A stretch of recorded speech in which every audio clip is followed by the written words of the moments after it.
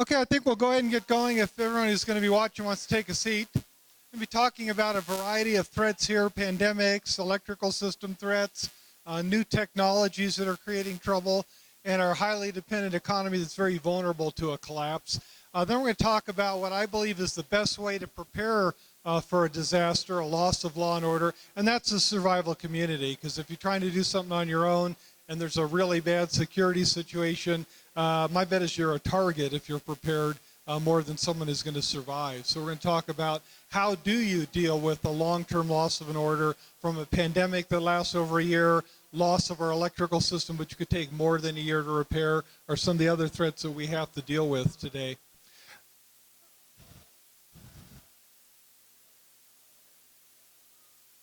And we'll do it manually, I guess. So we're going to talk about all the issues listed here. I'm going to go through things very, very rapidly. If there's something you want to discuss further, my booth is right over there if you want to stop by. Also, I've got a lot of slides that are very detailed. There's no way we're going to cover all the material on these slides. I like to get a lot of information out. So if you email me at the email address shown there and say, hey, I'd like to have your slides from the Prepper Expo, I'll send you my slides. And then you can have them to look through or send off to anyone else you think you want to warn about some of the threats that we do face. My qualifications are listed there. I was an intelligence officer in the military, so I've been tracking threats for a long time. I go back to the Cold War, and if you ask most Americans today, they probably think we're safer now than we were when we were in a Cold War with the Soviet Union. And it's actually not true. Young man here is correct. And the major reason we're less safe today and increasingly unsafe as every year goes by is new technologies. Things like cyber threats you're aware of, they get a lot of publicity. Things like nanotechnology aren't mentioned, and the thing that concerns me the most is advances in biotechnology, because I know how to make avian flu human-to-human contagious, which experts say could kill 1 billion people, and the worst thing is a lot of terrorists, Iran, North Korea, they know how to make viruses more lethal, and then they can easily release them. So we're going to be talking about threats like that in the next 30 minutes.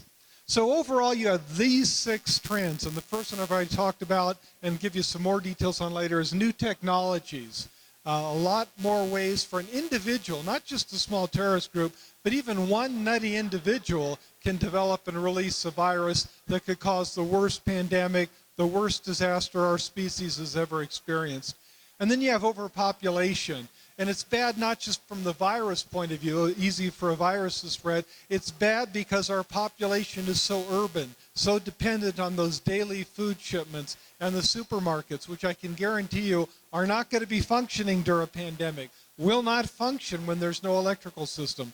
The water system that we depend on in cities and even suburban areas, they have electric pumps. No electricity, no water supply. And try asking without water in your house. It isn't going to work well. And there's going to be loss of law and order. We have bad people, which is another part of the big bad trend we've got. Our economy is highly interdependent. If you don't have overseas shipments coming in, the vast majority of products you depend on will not be produced. And they're not going to be shipped if there's loss of law and order. You'd have to be an idiot, and truck drivers are not idiots, to drive a food truck into a suburban area or a city during a pandemic or electric system when there's people desperate, starving, looking for food. You're going to get killed. And they're going to realize that, and they're not going to be working. So this graph here kind of graphically represents the problem is, used to be it took thousands of people under arms for, a Genghis Khan or some military leader to cause trouble. Nowadays, one individual can do it with the power of new technology. Our economy with international just-in-time shipping, just-in-time delivery of products, and people sourcing from wherever the lowest costs are to be competitive. I mean, try to find even a food can manufacturer that sources locally, gets their tin cans locally, all the other products to produce, they just don't exist. I was in the food industry. And even fairly simple food manufacturer depends on imported products that come daily to their plants. They won't be operating, shipment won't be going. And now if this happened 100 years ago, it wouldn't be that bad. Most of us lived on farms. We knew how to garden. We had a local well. We had guns. And so we'd be okay if there wasn't a local supermarket. It's the opposite today. Our economy and our population is highly dependent, and we're really suckers kind of set up for a collapse. So there's warnings about this all the time. This is an article I wrote that was published in a national journal on the bioengineered viral pandemic threat a couple of years ago. And basically, while it was published, and I saw a copy of it when I was over in Switzerland in a bookstore there, I got no reply from it. And there's testimony by experts before Congress on these threats all the time. You've got a speaker later today on the EMP threat.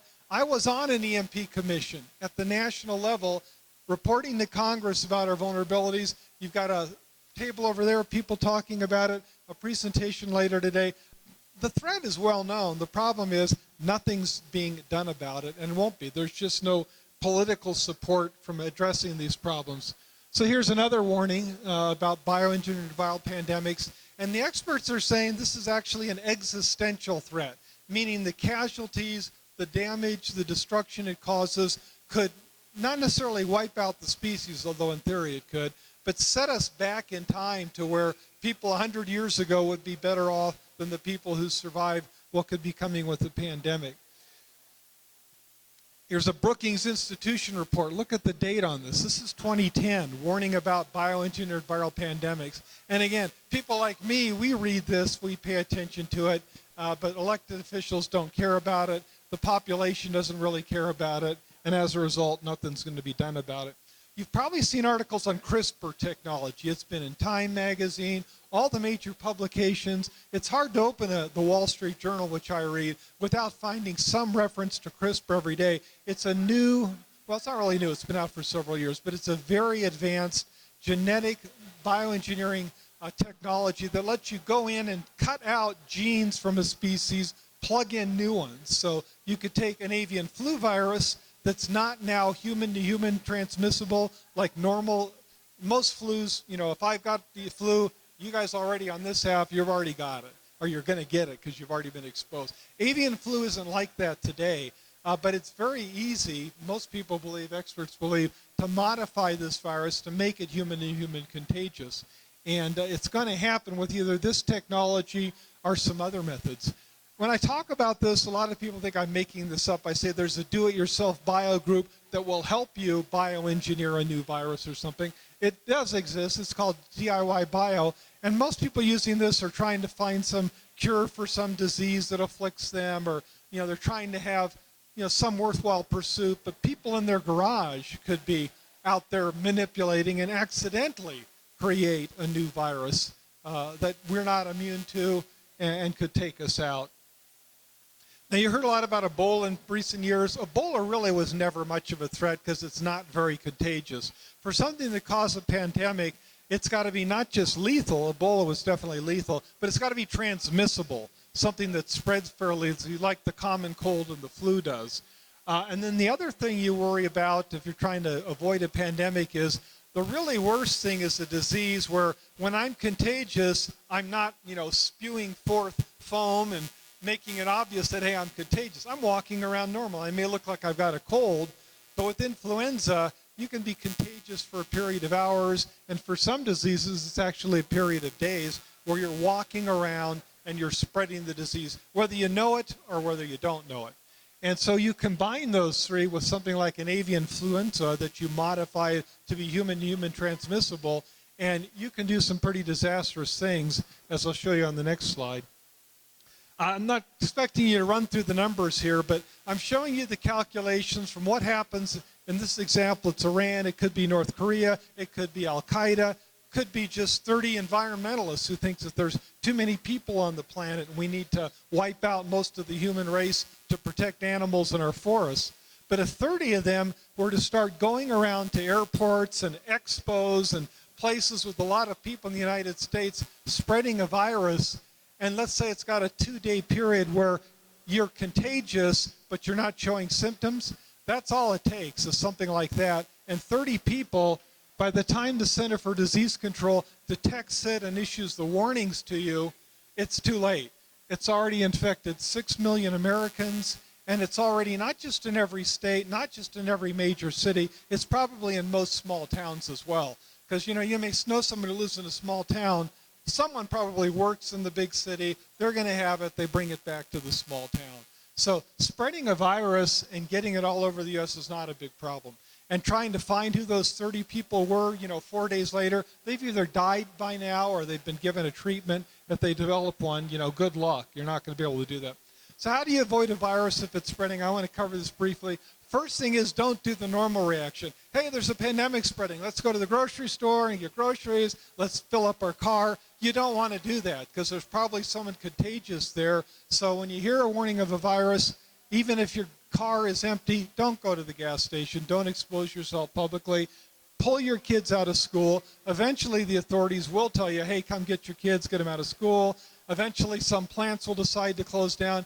Pull your kids from school. Call in sick from work if you're at work. Suddenly become sick and go home and get out of there because you want to get away from people as much as you can. And you don't want to share an air supply with any strangers. I'll talk more about Fortitude Ranch, our survival community.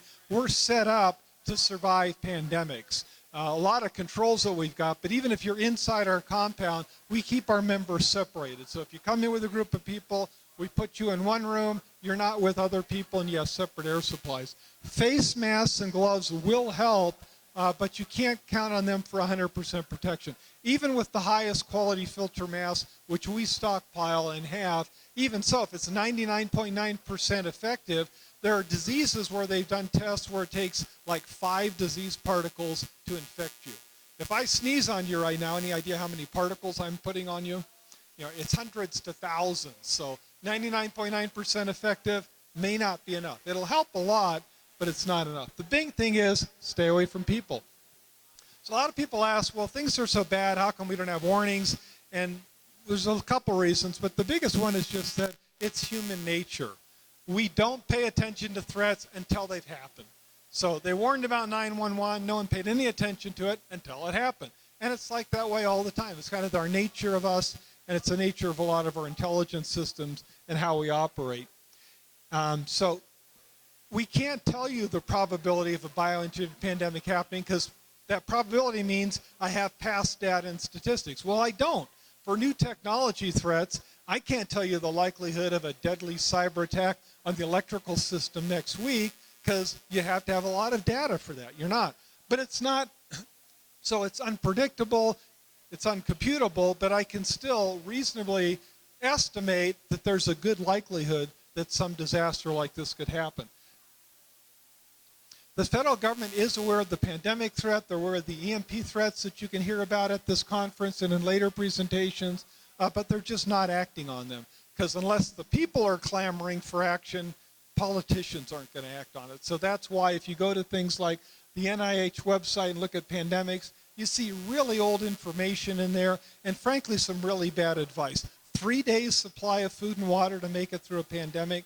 No one who studied pandemics would say such nonsense. Pandemics can last a year and a half.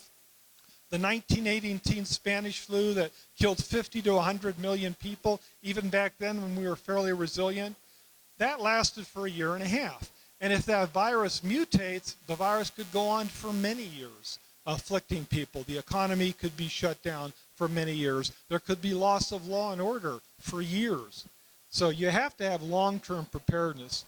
And again, don't count on the government for advice and warnings because that's just, for a lot of political reasons, it's not in their nature. They don't want to alarm the public. They want to assure you, it's okay, things are okay, we'll take care of you. And not because of bad intentions, but they just can't.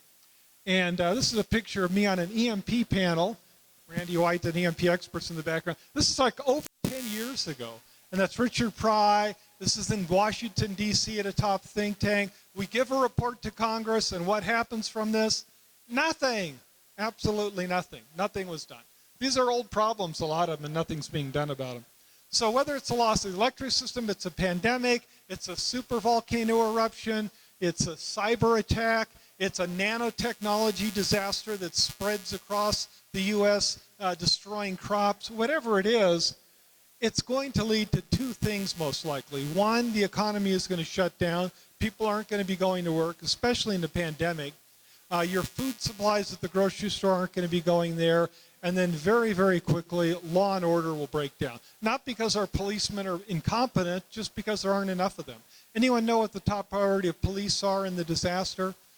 it's continuity of government. So their top priority is take care of the elected officials, keep their systems up and running. Secondly, they'll go to things like major hospitals, try to protect law and order there. But if you're in a suburb or an urban area or a rural area and you've got some marauding gang coming through the neighborhood, robbing and killing and stealing stuff, and you call the police, forget about it. They just aren't going to have the resources to come help you. You're going to be on your own. I'm frankly surprised the NRA doesn't use this more to advertise guns in homes, because that's the major motivation I have for a gun in my home. It isn't the lone robber, it's loss of law and order that's going to happen after a pandemic or a lost electrical system or other major disaster. So our economy is going to break down. I've talked about this already.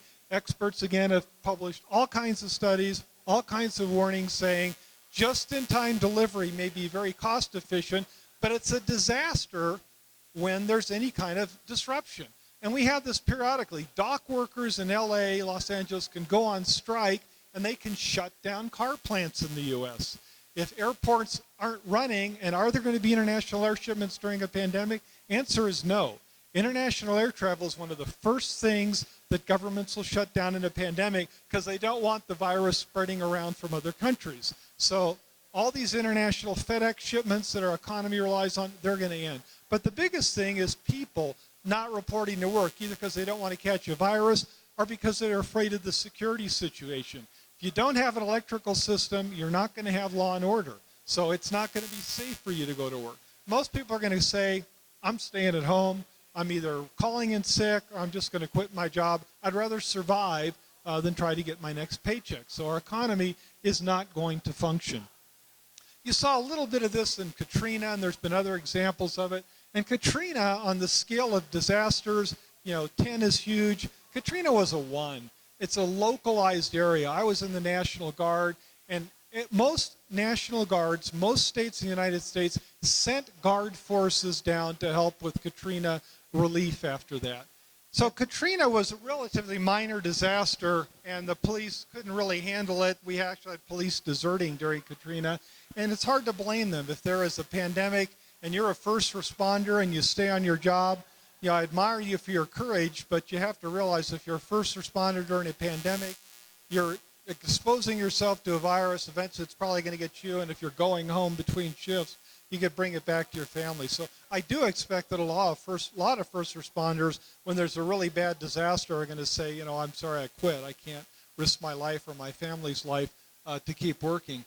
The bigger problem we have today now, besides just natural disasters and new technologies, is our social media. We have now flash mobs, and they're happen so often they don't get a lot of publicity like they used to. But it's just simply a case of 100 people say, hey, let's all go to this 7-Eleven on South Street at the same time, and with 100 people in there, we can shoplift to our heart's content. They can't do anything about it. And there was something much, much bigger than this that happened in the United Kingdom in 2011. 99% of Americans never heard about this. I've read the reports on it because it's just fascinating. In London in 2011, all of a sudden on one night, some people started attacking police, and the violence mushroomed because of social media. They started doing arson and looting, businesses were attacked, and it was just amazing. And after it was all over that first night, they said, what was this? What caused this? No one knew. Well, thank God it's over. The next day, it started again in London and spread to cities across the United Kingdom, to big cities. People just went out at night and started looting and attacking police and setting fires, and people were killed. It went on for 4 days until finally they called in so much extra police, they shut it down. But there was no trigger disaster for this. It just happened. So imagine when there really is a pandemic, a lost electrical system, a supervolcano, a New Madrid earthquake, a meteor strike, some other big disaster that overwhelms the National Guard and the military and first responders. Bad people are going to take advantage of it, and they're going to go out and loot and maraud and attack. Gangs are really bad around the world. We have over 1 million gang members that we know of in the United States. And it used to be, I've been a prepper for a long time, we used to have a term 72 hours to animal, meaning that we thought that, after a couple days, even normal people are going to start worrying about, hey, I don't have water, I don't have food, I'm going to go out and start stealing. I don't believe in 72 hours to animal. I believe, for a lot of people, it's 72 seconds. I think gangs and a lot of people are going to start marauding, breaking the law immediately because they've got the opportunity and they'll realize that and they'll take advantage of the situation. And we've actually, when I say I used to be, I was an intelligence officer in the military. I've been a county commissioner. I've done disaster response exercises. There was an exercise decades ago called Dark Winter. Anyone want to guess what state it took place in? Colorado, just out of coincidence. And they simulated a smallpox pandemic. And this is a high-level exercise. Senator Sam Nunn was playing the President of the United States, one of the top U.S. senators at the time. And after a couple days, they concluded from this exercise that there is no way we can handle this situation. We've been telling people, go home and stay home, but we can't feed them. Their water isn't working, and people are going to start dying, and they called off the exercise, put out some reports saying, lesson learned here is we cannot deal with it. And this was not a national pandemic. This was smallpox, so it's contagious in a local region, and they couldn't handle it. In a national pandemic, there's no way we're going to be able to handle it. So I've talked mainly about pandemics. There's a lot of other threats. I mentioned losses, vulnerabilities of our electric system. I covered in some other presentations today. There's other things like developments in nuclear technology. Right now, we still think the only way to develop a nuclear weapon is the technology we used during the Manhattan Project back in the 1940s. But technology is always advancing, and a lot of experts believe there's going to be easier ways to make nuclear fuel. General Electric a couple of years ago had a report on some new technology they were developing, and it's probably inevitable that they're going to come up with, just as technology is constantly advancing, better ways to enrich uranium. It may get to the point someday where if you add these three ingredients together, stick it in your microwave for 15 minutes, voila, weapons-grade uranium is now in your microwave. So you got to expect things like that. Nanotechnology. A lot of people are worried about nanotechnology. I won't go to the details of it, but there's nanotechnology that grows at a microscopic level and rapidly expands, and there have been movies produced on this. But a lot of people are concerned that a nanotechnology could get out into the environment, and once it starts spreading, there's no way for us to stop it. So crop losses, things like that worry people, and the cyber threat you hear about all the time. So new technologies are going to keep increasing that destructive power of an individual. The other thing you have to be concerned about is it's not just one threat, one trigger that starts something. Think about the Fukushima disaster. That was an earthquake that caused a tsunami, that hit the power plant, that caused the electrical system to go out, that led to the nuclear meltdown at that plant.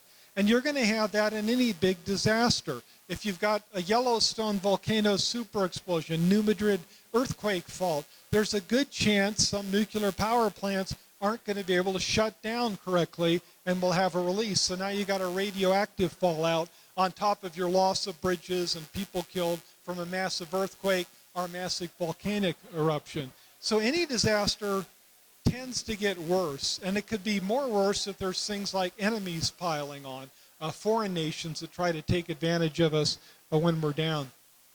My company, Fortitude Ranch, tracks 45 what we call trigger events: a natural pandemic, a bioengineered pandemic, an EMP attack by a nation with nuclear weapons, a solar flare EMP event, all kinds of threats, the supervolcanoes, meteors, things that could lead to a major disaster and then a collapse in economy, loss of law and order. And then we try to estimate, and in a lot of cases we're guesstimating, talking to experts, what are the likelihood that one of these trigger events could happen in an initial year? Now, we cannot calculate the probability of new technology triggered disasters. Things like meteor hits, you actually can. There we do have a statistical basis. But what we come up with is there's an 1 to 21% in the current time period, and going out further in time, we estimate a 2 to 33% annual chance of some big disaster that could trigger a collapse. So we expect that something like this could happen at any time, and it's not a 1 in a million. It's not a low number. It's a fairly high percentage likelihood of one of these disasters happening. And it could be beyond those 45 things. It could be there's just the economy melts down, and this time people react violently. There's widespread violence. A lot of people think that the next presidential election, the Trump and the anti-Trump people are so vehemently opposed, a lot of people think our next election could trigger a breakdown in law and order with widespread violence from one side that doesn't like what's happening. So rather than focusing on trigger events, we recommend focus on how you deal with the collapse regardless of what the trigger event is. And I'm not going to try to walk you through this, but what we've done is we've taken trigger events and the conditions they cause, and then what do you need to deal with the threats, and what are ultimately the survival requirements that you need to have to survive a collapse. And there I've listed them there, and there's basically 11 of them. And again, if you email me, I'd be glad to send you the slides. You can have all these details. So security is the number one thing. You got to be able to keep alive when there's marauders out there and loss of law and order. If it's a pandemic, you got to avoid catching the virus. Of course, food, water, electricity, housing and shelter, electricity. For nuclear weapons, for a nuclear blast, it's not just, you got an expert who's doing a presentation on nuclear weapons effects today. And it's not just blast, it's not just radiation. There's thermal effects too. You can trigger huge forest fires from a nuclear weapon. So fire protection, blast protection, radiation shielding from a nuclear plant that doesn't shut down or nuclear weapons use. Heat and shelter, you got to be able to get to your survival location if you're bugging out. And then mental health is the forgotten one too. So we're putting those all together. If you look at our government officials, they're equipped for all 11. They've got things like Mount Weather, which is pictured here, which is in Virginia. By the way, Mount Weather is only about an hour from our West Virginia Fortitude Ranch location. Our other one's in Colorado now. They have facilities, and Mount Weather isn't the only one. There's quite a few other facilities for government leaders. And at the local level, remember, the top priority of police is protecting the local government officials. So they've taken care of themselves. You're pretty much on your own. Now, if you're filthy rich, you've got a lot of good options. There's a company called Survival Condo that has a former Atlas missile shelter silo in Kansas. I've been there. It's a fantastic facility. The problem is if you want to buy a place there, the small condo is $1.5 million down payment, and then there's the monthly condo fee you got to pay as well. So most of us can't afford this, so we kind of got to do something on our own. We don't believe that surviving in your basement or a small shelter in your backyard or Grandma Jones' house in rural Nebraska is going to work for you in a severe situation. And the major reason is security. You have to have a lot of guards on duty, especially at night. If you've got some little retreat somewhere and you've got 2 guards on duty at night, maybe even 3, I only need 2 or 3 people to take you out. Because all I do is, if I'm smart as a marauder or an aggressor, is I wait until the time that I see you at night. I wait till like 2 in the morning with my buddy on the walkie-talkie if you two are spread out and we're spread out in our shooting positions. And I say, you ready? I says, yes. 5, 4, 3, 2, 1. We both shoot, and then we wait. If we both shot our targets well and your guards are dead and the people inside didn't hear the noise after 30 minutes, you have no guards, we go in. So we don't think a small group is really viable to survive in a bad security situation. Not to mention all the expertise for medical care and food and keeping electrical systems going, everything else you need. Because again, you're not going to have local law enforcement, you're not going to have a functioning economy in a pandemic or a long-term loss of the electrical system or other big collapse disaster. So we designed Fortitude Ranch, and I say I've got partners. My partners are actually developing our Wisconsin site now, looking for land. And so we came up with the concept of a survival community that has low tech to try to keep the costs down. We use simple buried shelters that are only a few feet underground. If you have 3 feet of dirt, that's all you need for shielding from radioactive fallout. You don't need to be 60 feet underground in an ICBM shelter unless you're in a location where people are going to be dropping nuclear weapons on you. We don't locate in areas where people are going to drop nuclear weapons on us. So we're in the middle of Colorado. There may be nuclear weapons dropping on Colorado Springs, but we're well away from Colorado Springs with mountains between us and Colorado Springs to keep us safe there. So we are worried about fallout, and you only need 3 feet of earth. The other reason I don't want to be underground 60 feet is if there's a pandemic and you're in a shelter with someone, it's probably a death trap. Because if any of you have the virus, you're all going to eventually catch the virus. I don't care if there's filters in your air system that takes out 99%. Still, when I'm standing next to you or close to you, there is no filter involved. And even if there is a filter, it only takes a few particles of some viruses for you to catch it. The other problem is if you're 60 feet underground, you have to be able to defend your air vents. You have to be able to keep marauders away from your air vents up above or they just cover up your air vents and you're a sitting duck down there. So our facilities are designed to be defensible from our members. So we have guard stations. This is a gazebo here. It's actually a guard station too. By the way, this little hobbit house here is a sleeping quarters. Again, in a pandemic, the more spread out you are, the better. So we have lots of little buildings as well as some buildings with separate rooms and separate air vents for a pandemic. But anytime there's a marauder threat, our guards sound the alarm. Every member grabs their weapon, which they've got with them. They go to their assigned part of the line. You can see some of the walls here on this diagram, and they'll defend our compound. That's our goal. So there's another picture here that shows the wall a little bit better. So these are fairly low-cost facilities to use. Fortitude Ranch, being a member, costs about $1,000 per person per year. So it's an affordable option, and it's especially affordable if you take advantage of the fact that we're a vacation place too. You have 2 weeks of vacation rights to use to visit any of our locations. So for the price of your family vacation, instead of going and renting a cabin in West Virginia mountains or Colorado mountains, join Fortitude Ranch and vacation at our sites. We don't charge a lodging for our members for peacetime use. And again, it's just simple, shallow shelters are all you need. This is a diagram of our Colorado location, and we're building that out. In the interest of time, if you want more details on that, I can cover it over at my booth. But again, we like lots of buildings, lots of guard posts. At night, we're going to have 8 or 9 guards on duty, and someone like me, a staff member, who's on duty at night, moving around to check on the guard stations to make sure that no one's fallen asleep. So trying to raid and attack a Fortitude Ranch location with 100 members, with weapons, with guard stations, with walls, most marauders aren't going to do that. You'd have to have a huge force, and why would you attack us when there's plenty of people out there in a small house with a small group of people, maybe 1 guard on duty? I think they'll go after them and probably leave us alone.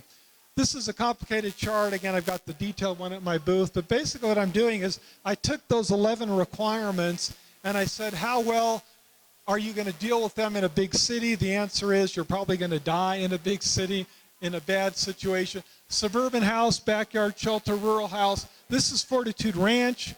Mount Weather is the best, but unless you're a top government official, you won't get into Mount Weather. Survival condo is also really, really good, but the affordability is what will keep you out of survival condos. So we've designed Fortitude Ranch to be a middle-class option to have a good way to survive and more sellable because it's also a recreational facility. We locate next to large national public forests that have no public access. We do this for a lot of reasons. One is, this is our West Virginia location. So creek down here, this is our field, this is our compound with buildings here. These buildings up here aren't built. As we get more members, we expand to the north. This is all the George Washington National Forest. So we have thousands of acres where there's no public access, there's no campgrounds, there's no trails, and in a disaster, that's where we're getting firewood. That's where we're hunting and taking advantage of it. In Colorado, we are adjacent to the Pike National Forest in central Colorado, and the same thing, there's no public access to the forest where we are, so in a disaster, it's pretty much our area to use and take advantage of. So we stockpile food. We also have chickens and milk goats and farm animals. And then we have our members will be hunting and fishing, raising gardens. So we want to have a lifestyle that's as close to normal as you can be in a collapse situation. We're not going to spend 1.5 years huddled in some small shelter in a backyard hoping no one finds us and covers up our air vents and kills us. We're going to live, by and large, a pretty normal, good life as best we can. We use a country club membership style, meaning that you pay an upfront fee to join and then quarterly fees to stay in. As I said, they average about $1,000 per person over time. And because we have a lot of members, we can afford to have the good equipment. So we don't just have one radiation detector, which is fairly expensive item equipment. We have 2. So if one breaks down or we get different readings, we've got some backup. And there's a lot of equipment involved, not just ham radios, but it's not just food. You need doctors, you need medical experts, and amongst our membership, if not the staff, we've got the expertise to keep people pretty safe and hopefully alive for a long period of time. And again, we got the vacation use. Our West Virginia location was actually a bed and breakfast as well. So we've got bed and breakfast facilities there. Colorado location on the right is not very built out at this time. We probably won't do a bed and breakfast there because of the water restrictions. But members will be allowed to come out there, and if you like to fish or hunt, it's a great place to go during fishing and hunting season, or just to go hiking in the Pike National Forest or do other touristy things in the area. So our motto is prepare for the worst, enjoy the present. We're a survival disaster community, and we're a recreational community, a place you can go to spend your vacation or weekends. We have shooting ranges at all our location. That's me shooting at our West Virginia location. See some kids here. We have 2 tree houses in West Virginia. The reason we have tree houses is, one, they're kind of fun when people come out for vacation, but those are also elevated guard platforms. They overhang the walls. Walls are great for defenses. The problem is walls work both ways. So if bad guys, for some reason, rush our compound, our guards will sound the alarm, but there's a good chance the bad guys could get to our walls before our members, in those shallow underground shelters. It may only take them a minute, but bad guys could potentially get to our walls first. So that gazebo that I showed you earlier, these tree houses, they overhang the wall. We actually use castle terminology. If you looked at an old castle, you may have noticed they're not a square box. They got these funky little star things sticking out on the corners. Those are called bastions. And we've got gazebos we use for that, tree houses where we overhang the wall. And the reason we overhang the wall is, if you're on the other side of the wall, it doesn't matter if I'm a guard in our gazebo or treehouse, I got a clear shot right at you. So we overhang the wall. So we've got, again, pretty simple stuff like that. But with 100 armed members, we think we're going to have really good security, and we think we can survive most any kind of disaster situation. So I've covered shooting already, hunting as well. In central Colorado, you basically got everything to hunt in Colorado. So these are our current locations. We're now in West Virginia and central Colorado. Wisconsin, we're looking for land now. Most likely our 4th location will be Nevada. And our goal is to have 12 locations nationwide for a lot of reasons. One, you could be a Colorado member, but you could be out in California when a pandemic starts. You're not going to be able to get on an airline to get back. You may be able to drive back, but your best option would be just go to Fortitude Ranch, Nevada. We have all our member information offline, but in paper, where they can validate you there. You won't have your stockpiled stuff in Nevada if you're based in Colorado, but we'll take care of you. And then eventually, we'll try to get you back to Colorado when conditions improve for that. The other advantage of 12 locations, if you're here in Colorado, well, of course, you're going to go out to the Colorado location, but you may want to go to West Virginia or the Dells up in Wisconsin, or just a great place to visit. Soyuz Space Station is there. There's just all kinds of neat things to see. And if you go to D.C., instead of spending hundreds of dollars for an expensive D.C. hotel, stay at Fortitude Ranch, West Virginia. It's a 2-hour drive into D.C. Stay at our place for free and go visit there. So for both recreation and survival, we think Fortitude Ranch is a pretty good deal. So it's also kind of insurance and peace of mind, knowing that you're prepared and knowing that you can survive the worst of disasters and survive it in pretty good conditions. Most people overlook mental health. You do not want to be hiding out in an underground shelter or in the basement of a house hoping that marauders don't find you. I mean, you wouldn't be able to sleep in that situation. Your mental health would be pretty crappy. You're going to be pretty assured that you've got a safe situation and a largely normal life if you're trying to get through a bad situation at Fortitude Ranch. So again, our value proposition, we can survive the worst disaster, but during good times, it's a great place to vacation and recreate and enjoy yourself. And we have occasional social meetings. We never release our members' names, so we have periodic social events where you can come out, meet other preppers, people you may be with in emergency, and get to know them if you want to do that. So that's the third thing we offer. If you don't want to join now and join the country club now, let's say you're not from Colorado or you're just not ready to make the payment, we have a cryptocurrency token. I think we're the only prepper business that's ever done an initial coin offering and issued a cryptocurrency. Bitcoin was the first. There's hundreds of them now. And we have Fortitude as a cryptocurrency. It's a utility token, meaning if you own our token, that gives you the right to buy membership at Fortitude Ranch at a fixed price. The price is set for our Fortitudes. And the other big thing is you have priority to join. Now, when 60 Minutes does a big episode on bioengineered viral pandemics, we'll be sold out in a minute. We'll have people calling, by the thousands saying, hey, I want to join Fortitude Ranch. I don't want to be in New York City during a pandemic, or Denver.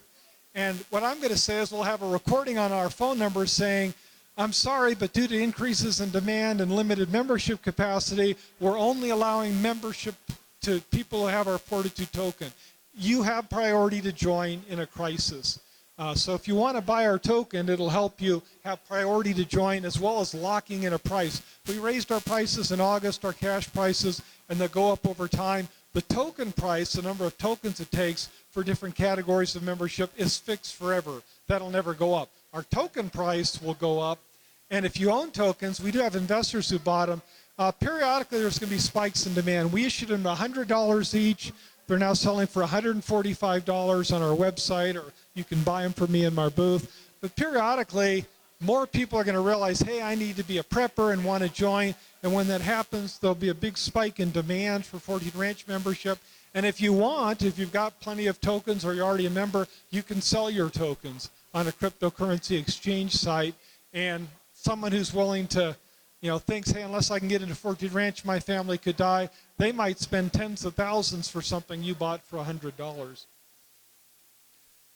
And I'm going the wrong way, sorry. And I'm going to skip that. So that's my last slide. In conclusion, you got a handout there too. Viral pandemics, a natural pandemic is overdue, the experts say. A bioengineered pandemic, experts say, is inevitable. It's going to happen. There's all kinds of other threats we have, any one of which could lead to a loss of law and order and a collapse in economic activity. So you need to have a place you can go to ride out a potentially long storm of a year, perhaps several years, of a really bad situation with an electric system that's out, or a pandemic that's still spreading and killing people, and you don't want to be in a city or a suburb, and you need to have your own security set up.